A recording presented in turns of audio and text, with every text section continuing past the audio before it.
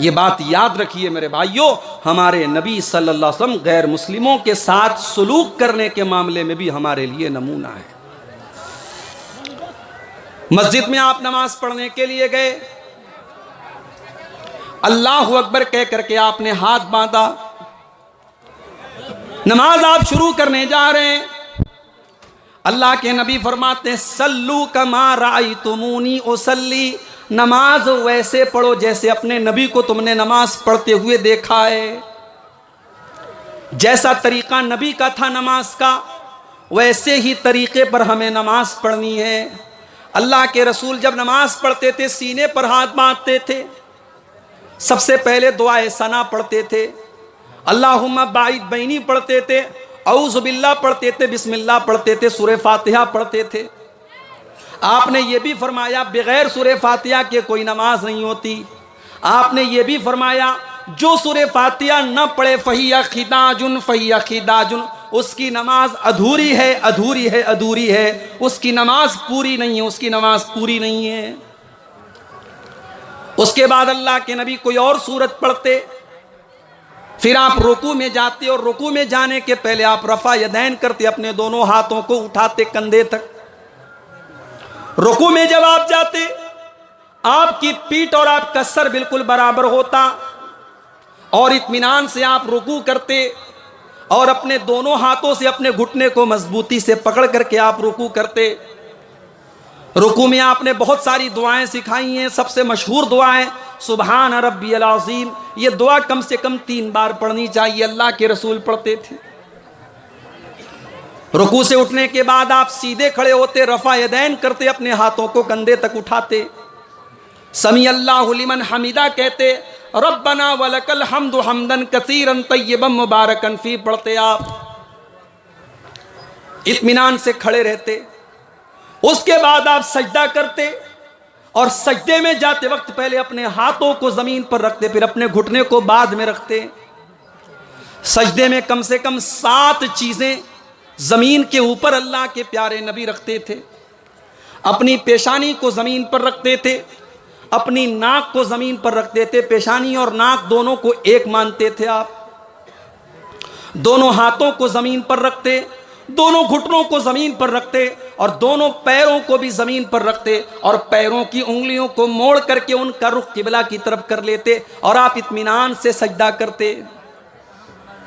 सजदे में आपने केहुनियों को जमीन पर बिछाने से मना किया और आपने फरमाया कुत्ते की तरह अपने हाथों को सजदे में जमीन पर बिछा करके सजदा न करो।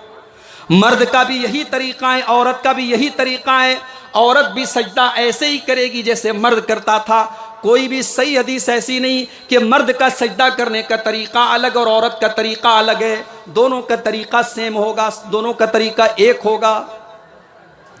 सजदे में आप अलग अलग दुआएं पढ़ते थे। सुबहान रब्बियल आला भी पढ़ते थे, सुब्बूहुन कुद्दूसुन रब्बुल मलाइकति भी पढ़ते थे और भी दुआएं आप पढ़ते थे कम से कम 3 बार। सजदे से उठने के बाद इत्मीनान से आप बैठ जाते थे। अल्लाहुम्मा ग़फ़िरली वरहमनी वहदिनी वआफ़िनी वरज़ुक़नी, ये दुआ आप पढ़ते थे। फिर दूसरा सजदा करते थे। दूसरा सजदा करने के बाद इत्मीनान से आप बैठे रहते थे और फिर उठ करके आप दूसरी रकात के लिए आप उठते थे और जैसे आपने पहली रकात पढ़ी थी आप दूसरी रकात पढ़ते थे। अगर वो नमाज 3 रकात वाली या 4 रकात वाली होती थी, अल्लाह के प्यारे नबी 2 रकात पढ़ने के बाद अत्तहियात पढ़ते थे। और अत्तहियात में जो हदीस से जो चीज़ें साबित हैं कि अत्तहियात के शुरू से लेकर के सलाम फेरने तक आप अपनी उंगली को उठाए रहते थे। ये हमारे बहुत सारे भाइयों ने जो तरीका बना लिया है कि अशहदु अल्लाह के ऊपर उठाते हैं और इल्लल्लाह के ऊपर उंगली को नीचे कर देते हैं। माफ़ कीजिए, ये हदीस से साबित नहीं है। पूरे तशहुद में अत्तहियात आपने जब से शुरू की है, सलाम फेरने के टाइम तक आपकी उंगली ऐसे उठी रहेगी। बीच बीच में आप थोड़ा थोड़ा उंगली को हरकत देंगे। जब दरूद शरीफ पढ़ेंगे तब आप हरकत देंगे, दरूद शरीफ के बाद की दुआएं जब आप पढ़ेंगे तब आप हरकत देंगे। ये हरकत देना भी अल्लाह के रसूल सल्लल्लाहु अलैहि वसल्लम से साबित है। तीसरी रकात के लिए जब आप खड़े होते तो आप रफा यदैन करके अपने हाथों को सीने पर बांध लेते। तीसरी और चौथी रकात में आप सूरह फातिहा पढ़ते थे, कभी कभी कोई और सूरत भी पढ़ लेते थे, लेकिन आमतौर से सिर्फ सूरह फातिहा पढ़ते थे। और जब आप नमाज के आखिरी तशहुद में बैठते थे तो अपने बाएं पैर को आप दाहिने पैर के नीचे से निकाल के अपनी कमर के बल बैठा करते थे और अत्तहियात पढ़ते थे। अत्तहियात के बाद दरूद शरीफ पढ़ते थे। दरूद शरीफ के बाद आप मुख्तलिफ दुआएं पढ़ते थे। अल्लाहुम्मा इन्नी ज़लम तो नफ्सी वाली दुआ भी पढ़ते थे। अल्लाहुम्मा इन्नी औज़ु बिका मिन अज़ाबि जहन्नम वाली दुआ भी आप पढ़ते थे। उसके बाद आप अस्सलामु अलैकुम व रहमतुल्लाह, अस्सलामु अलैकुम व रहमतुल्लाह, दाहिने और बाएं तरफ आप सलाम करते। ये है अल्लाह के रसूल की नमाज का तरीका। अब कोई अगर ये कहता है मौलवी साहब आपने तरीका तो बता दिया, लेकिन हम तो उसी तरीके पर नमाज पढ़ेंगे जो बाप दादा से हम देखते चले आए थे। माफ करना मेरे भाई, अल्लाह ताला के आपसे ये नहीं पूछा जाएगा आपके बाप दादा कैसे नमाज पढ़ते थे। अल्लाह ताला के यहाँ ये पूछा जाएगा आपकी नमाज रसूल के तरीके के मुताबिक थी कि नहीं थी। इसलिए कि अल्लाह ने ऐलान कर दिया लक़द कान लकुम फी रसूलिल्लाहि उस्वतुन हसना। ओ लोगो, जब मैंने अपने रसूल को तुम्हारे लिए नमूना बना करके भेजा है तो तुमने मेरे नबी के तरीके पर नमाज क्यों नहीं पढ़ी। एक सहाबी मस्जिद में आते हैं, 2 रकात नमाज पढ़ते हैं। नमाज पढ़ने के बाद वो अल्लाह के रसूल को आकर के सलाम करते हैं। अल्लाह के प्यारे नबी उनके सलाम का जवाब देते हैं और जवाब देने के बाद अल्लाह के नबी कहते हैं इरजे फसल्ली फ़इन्नका लम तुसल्ली, जाओ तुम फिर से नमाज पढ़ो, तुम्हारी नमाज नहीं हुई। सहाबी फिर से आते हैं, फिर से 2 रकात नमाज पढ़ते हैं, फिर आकर के अल्लाह के रसूल को सलाम का जवाब देते हैं। अल्लाह के रसूल सल्लल्लाहु अलैहि वसल्लम सलाम का जवाब देते हैं और कहते हैं जाओ फिर से नमाज पढ़ो, तुमने नमाज नहीं पढ़ी। जब 3 बार ऐसा हो जाता है, सहाबी अल्लाह के नबी से कहते हैं कि अल्लाह के नबी आप ही बता दीजिए कि नमाज कैसे पढ़ी जाए।